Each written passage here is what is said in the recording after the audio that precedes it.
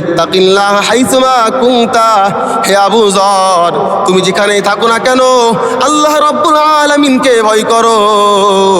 ওয়াতবিস সাইয়্যাতাল হাসানাতা তামহুহা, তুমি মন্দ কাজ করে ফেললে এরপরে তুমি নেক আমল করো, কেননা তোমার এই নেক আমল তোমার এই মন্দ কাজকে দূর করে দিবেন। আল্লাহ রাব্বুল আলামিন বলেন ইন্নাল হাসানাতি যুহিবনাস সাইয়্যাত, নিশ্চয় সৎ কর্ম অসৎ কর্মকে দূর করে দেয়।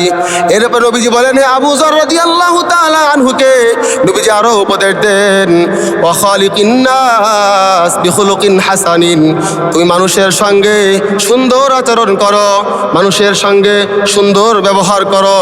কেমন ব্যবহার করবা? বিখুলুকিন হাসানিন, উত্তম আচরণের মাধ্যমে তুমি মানুষের সঙ্গে সুন্দর ব্যবহার করো।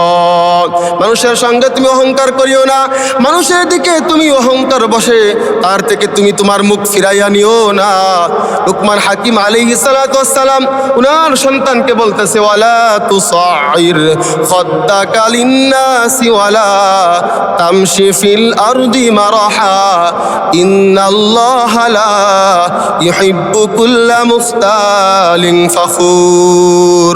লুকমান হাকিম আলাইহিস সালাতু ওয়াস সালাম উনার সন্তানকে বলতেছে ওয়ালা তুসাইর খাদ্দাকা লিন্নাস, তুমি মানুষের থেকে তুমি অহংকার বসে গর্ব ভরে তুমি তোমার মুখ ফিরাইয়া নিও না। ওয়ালা তুসাইর খাদ্দাকা লিন্নাসি ওয়ালা তামশি ফিল আরদি মারহা, আর তুমি জমিনে গর্ব ভরে দম্ভ ভরে অহংকারের সহিত তুমি জমিনে বিচরণ করিও না। আল্লাহ রাব্বুল আলামিন বলেন ইন্নাল্লাহা লা ইউহিব্বু কুল্লা মুখতালিন ফখুর। আল্লাহ রাব্বুল আলামিন বলেন নিশ্চয় আল্লাহ রাব্বুল আলামিন অহংকারীকে আল্লাহ তাআলা পছন্দ করে না। আল্লাহ রাব্বুল আলামিন বলেন ইয়া আইয়ুহাল্লাযীনা আমানুত্তাকুল্লাহা হাক্কা তুকাতিহি ওয়ালা তামুতুন্না ইল্লা ওয়া আনতুম মুসলিমুন। আল্লাহ রাব্বুল আলামিন বলেন হে ঈমানদারগণ তুমি আল্লাহ তাআলাকে ভয় করো, ভয় করার মতন ভয় করো। কেন ভয় করার মতন ভয় করবা? দুনিয়াতে আমরা অনেক শাস্তির কারণে, মামলা মুকদ্দমার ভয়ে, সমাজে বিচার আচারের ভয়ে, মানুষের সামনে মুখ দেখাইতে পারবো না এই ভয়ে, এই লজ্জায় আমরা অনেক গুনার কাজ, অনেক অপরাধ আমরা করি না। আল্লাহ তাআলার ভয় অন্তরের মধ্যে বদ্ধমূল করতে পারে। কেমন ভয় বদ্ধমূল করবে? আমার দুনিয়ার জীবন ছেড়ে যখন আখিরাতের জগৎ কায়েম হয়ে যাবে, সে আখিরাতের জগতে আমার আল্লাহ তাআলার সামনে দাঁড়াতে হবে। আমি এই চেহারা নিয়ে, আমি গুনাহগার বান্দা, এই অপরাধ নিয়ে আমি আল্লাহ তাআলার সামনে কেমন করে দাঁড়াবো?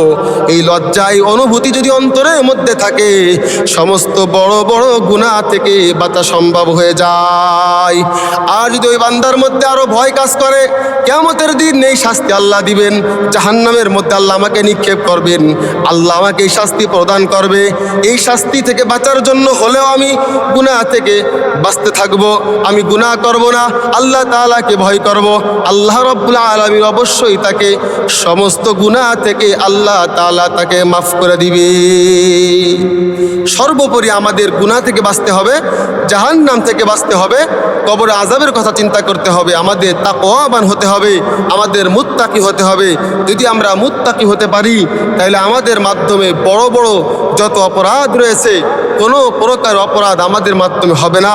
আল্লাহ তাআলা যে হুকুম রয়েছে, আল্লাহ তাআলা আমাদেরকে ইবাদতের জন্য পাঠিয়েছেন, আল্লাহ তাআলা সমস্ত হুকুম আহকামগুলা আমাদের জন্য মানা সহজ হয়ে যাবে। ঠিক না? ঠিক।